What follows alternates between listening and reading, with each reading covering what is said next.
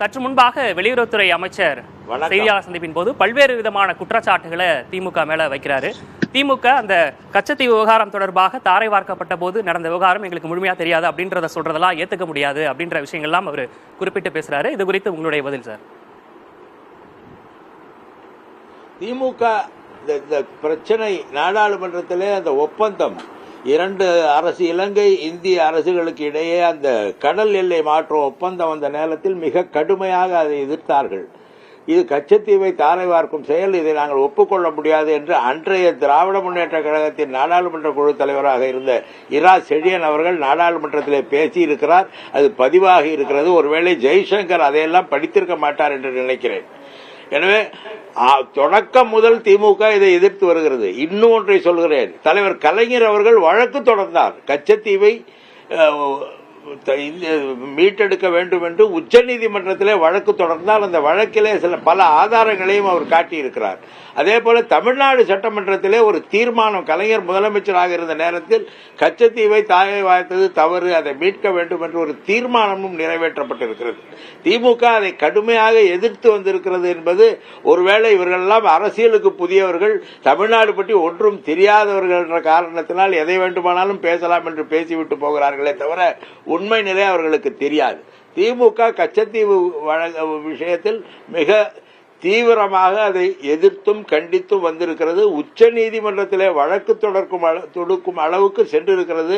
கலைஞர் அவர்களே வழக்கு தொடுத்தார்கள். இந்த விஷயம் எல்லாம் அவர் முதல்ல படிக்க சொல்லுங்க. 21 கடிதம் எழுதியிருக்கிறதாக சொன்னார். நாங்க எழுதின எந்த கடிதத்திலாவது நாங்க கச்சத்தீவை மீட்போம்னு எழுதியிருக்காரா? அதை மட்டும் அவர்கிட்ட கேளுங்க. இந்த விவகாரத்துல இப்போ நீங்க வந்து கடுமையான எதிர்ப்பு பதிவு செஞ்சதாகவும் இந்த விவகாரத்துல நீங்க கடுமையான எதிர்ப்பை பதிவு செஞ்சதாகவும் இப்ப நீங்க சொல்லியிருக்கீங்க. ஆனா இப்ப மோடி சொல்லும் போது திமுக வந்து இரட்டை வேடம் போடுவது தற்போது அம்பலமாகி இருக்கு. அப்போது ஆட்சியில் இருக்கும்போது அவங்க எந்த எதிர்ப்பையும் வெளிப்படுத்தல, அதுக்கப்புறம் தான் அவங்க பண்றாங்க. இப்ப இரட்டை வேடம் அம்பலமாகி இருக்கு அப்படின்றத அவர் பிரதமர் தானே, அவர் பிரதமர் தானே. அங்க பாராளுமன்றத்துக்கு போய் அங்க பழைய பாராளுமன்ற நடவடிக்கை ஆவணங்கள் இருக்கும். அந்த ஆவணங்கள்ல இந்த கச்சத்தீவு தொடர்பான நாடாளுமன்றத்தில் இந்த சட்டம் முன்வைக்கப்பட்ட பொழுது திமுக என்ன பேசியது என்பதை அதை பார்த்து தெரிந்து கொள்ளலாம். அவர்கள் எதையும் படிப்பதில்லை. அவர்களுக்கு தமிழ்நாட்டை பற்றி ஒன்றும் தெரியாது. இப்பொழுது ஆட்சிக்காக அலைகிறார்கள். இந்த மோடி 10 ஆண்டு காலத்திலே இந்த தேர்தல் நேரத்திலே தமிழ்நாட்டுக்கு வந்ததை தவிர அதற்கு முன்னாலே எப்பொழுது வந்தார்? ஒரே ஒரு முறை வந்து ஒரு செங்கல்லை வைத்து விட்டு சென்றார். அதற்கு பிறகு அதை கூட செய்யவில்லை. இவர்கள் தமிழர் விரோதிகள் மோடிதான். எனவே இவர்கள் எதை பற்றியும் கவலைப்படாமல் நாடாளுமன்றத்திலே இந்த சட்டம் கொண்டு வரப்பட்ட பொழுது திமுக எப்படி வலிமையாக எதிர்த்தது என்பதை கூட தெரிந்து கொள்ளாமல் எதை வேண்டுமானாலும் பேசலாம் என்று பேசிக் கொண்டிருக்கிறார்கள். அதற்கு பிறகு தமிழக சட்டமன்றத்திலே இதற்கு எதிராக தீர்மானம் நிறைவேற்றப்பட்டதெல்லாம் இவர்களுக்கு தெரியாது. யாரோ சொல்லிக் கொடுத்ததை பேசுபவர்களுக்கு என்ன தெரியும்? வரலாறு ஆரம்ப காலத்திலிருந்து படிக்க வேண்டும்.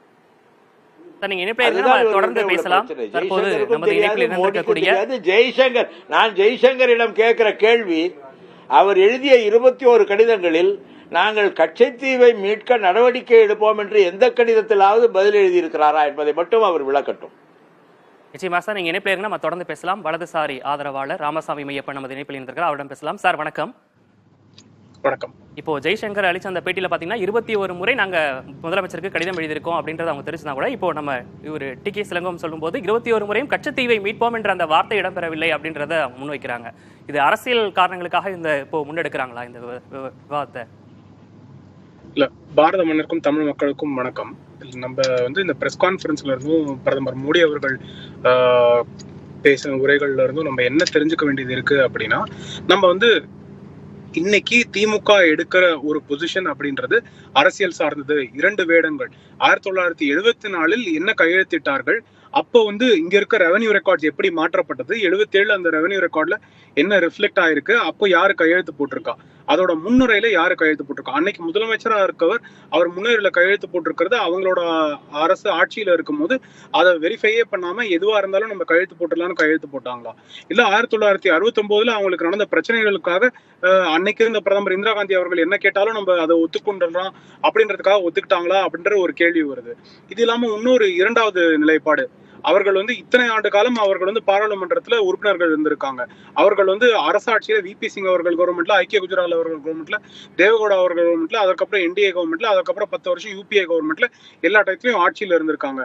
அவர்கள் வந்து மீனவர்களுக்காக, தமிழர்களுக்காக, இல்ல பர்டிகுலரா கச்சத்தீவுக்காக அவர்கள் என்ன செய்திருக்கிறார்கள்? அவர்கள் இன்னைக்கு வரைக்கும் ஏதாவது ஒரு சான்று, நாங்க கேள்வி கேட்டோம் அப்படின்றது இல்ல. பாராளுமன்றத்துல உரிமை இருக்கும் போது, ஆட்சியில இருக்கும் போது அதற்காக செய்யக்கூடிய வேலைகள் பலது இருக்கு. அப்ப அந்த மாதிரி வேலைகள் என்ன செஞ்சாங்க? அது மட்டும் இல்லாம டிஆர் பாலு அவர்கள் வந்து ஷிப்பிங் மினிஸ்டரா கூட இருந்தாரு. அப்ப அவங்களுக்கு இன்னும் ஆக்சஸ் அதிகமா இருக்கு. அப்ப அவங்க எல்லாம் என்ன பண்ணாங்க? அதெல்லாம் நம்ம கேள்வி கேட்க வேண்டியது இருக்கு. பல கேள்விகளை எதிர்க்கட்சிகள் சார்பா முன்வைக்கிறது என்னன்னா, இப்போ இந்த பாஜக பீரியட்ல தான் அதிகமா மீனவர்கள் கைதா இருக்கட்டும், எந்த நடவடிக்கை இப்ப 10 வருஷமா இவங்க தானே ஆட்சியில் இருக்காங்க, என்ன நடவடிக்கை எடுத்தாங்க அப்படின்றத அவங்களுடைய கேள்வியா இருக்கு கச்சத்தீவை மீட்பதற்கு.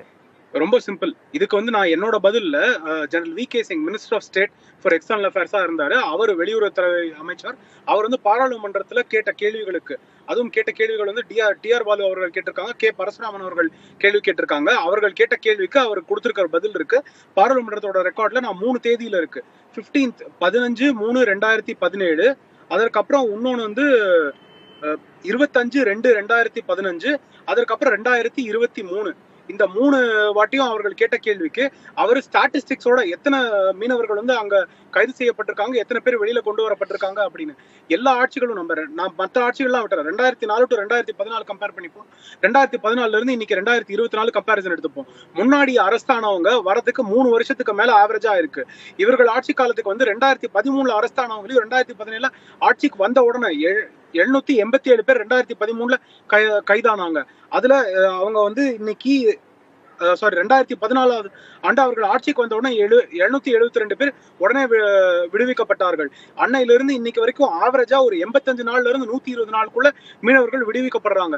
அதுல சிலருக்கு மேல வேற வழக்குகள் இருக்கு, போதைப் பொருள் சார்ந்த வழக்குகள் இருக்கு. அந்த மாதிரி ஒரு 17 பேர் மட்டும்தான் இன்னும் இருக்காங்க லாங் டர்மா. அப்போ என்ன வேகத்துல ஈடுபடுறாங்க அப்படின்றத பார்க்க வேண்டியது இருக்கு. இதெல்லாம் பரவாயில்ல. யூபிஏ ஆட்சி காலத்துல 2013 திமுகவை சார்ந்தவர்கள் கேள்வி கேட்கிறாங்க. அப்போ யூபிஏ சார்ந்த காங்கிரஸ் உறுப்பினராக இருந்த அன்னைக்கு minister of state external affairs அவர் பதில் சொல்றாரு. அவரு 1974-76 இந்த ஒப்பந்தங்கள் சரியாயிடுச்சு. மீனவர்கள் தவறு செய்தால் எல்லை தாண்டி மீன் பிடிக்க போனா அதெல்லாம் அவங்க பண்ற தப்பு. அந்த தப்பை வந்து நம்ம கண்டிக்கணுமே தவிர நம்ம அதுக்கு வேற எந்த நடவடிக்கையும் எடுக்க முடியாது. பாராளுமன்ற ரெக்கார்ட்ல இருக்கு. அவர்கள் கூட்டணியில் இருக்கும், இன்னைக்கு கூட்டணியில் இருக்கும் காங்கிரஸ் கட்சி இந்த மாதிரி ஒரு பொறுப்பற்ற தன்மையில நம்மளோட மீனவர்கள் மாட்டிக்கிட்டாங்க. தொடர்ந்து பேசலாம். தற்போது டி.கே. இளங்கோவனிடம் ஒரு கேள்வியை கேட்க விரும்புகிறேன் சார். இப்போ வந்து தொடர்ந்து மக்களவை தேர்தல் பரபரப்பாக இருக்கு. தொடர்ச்சியா பாத்தீங்கன்னா பிரதமராக இருக்கட்டும், உள்துறை அமைச்சராக இருக்கட்டும், அதே மாதிரி இணையமைச்சர் எல் முருகன், மாநில பாஜக தலைவர் அண்ணாமலை தொடர்ச்சியாக இந்த கச்சத்தீவு விவகாரம் தொடர்பாகவே ட்வீட் போட்டு இது இப்போ பூதாகரமா ஆக்கியிருக்காங்க. இதை எப்படி திமுக எதிர்கொள்ள போகுது? இது அவங்க தேர்தலுக்கான டாக்டிக்ஸா எடுத்துக்கிறாங்களா? நீங்க இதை எப்படி பாக்குறீங்க? ஒரு விஷயம் அந்த மக்களுக்கு தெரியும், தமிழ்நாட்டு மக்களுக்கு பாஜகவை பற்றி நன்றாக தெரியும் என்பது எங்களுடைய பலத்த நம்பிக்கை. ஒன்றை சொல்கிறேன், 1974 திமுக ஆட்சி காலத்திலே கலைஞர் இங்கே முதலமைச்சராக இருக்கின்ற நேரத்தில் கச்சத்தீவை தாரை வார்க்கவில்லை என்பதுதான் உண்மை. அன்றைக்கு 2 நாடுகளுக்கும் இடையே உள்ள கடல் எல்லையை மாற்றம் செய்த நேரத்தில் அந்த 2 பழைய கடல் எல்லைக்கும் புதிய கடல் எல்லைக்கும் இடைப்பட்ட உள்ள அனைத்து தீவுகளும் திட்டுகளும் 2 நாடுகளும் பயன்படுத்திக் கொள்ளும், 2 நாடுகளுக்கும் பொதுவானது என்றுதான் அந்த ஒப்பந்தம் போடப்பட்டது. திமுக ஆட்சி 76 கலைக்கப்பட்ட பிறகு மாற்றம் ஏற்பட்டது. எனவே திமுக அதை அந்த கச்சத்தீவை கொடுப்பதற்கு கையெழுத்து போட்டார்கள் என்று சொல்லுவதை போல மிகப்பெரிய பொய் எதுவுமே இல்லை. 74 கச்சத்தீவை தாரை வார்க்கவில்லை.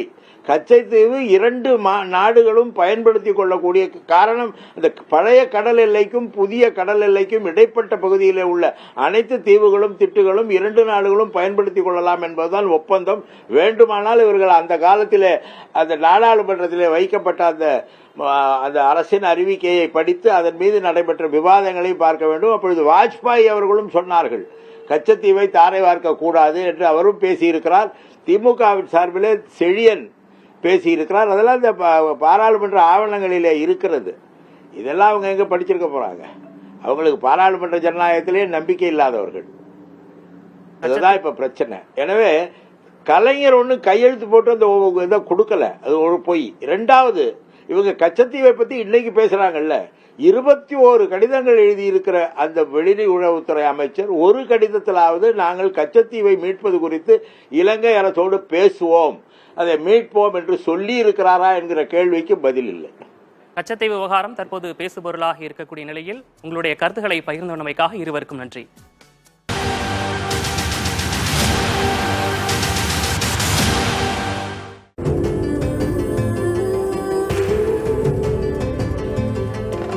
வெண்மையின் அடையாளம் உலாமா லுங்கீஸ், வெஸ்ட்ஸ் அண்ட் பிரீவ்ஸ்.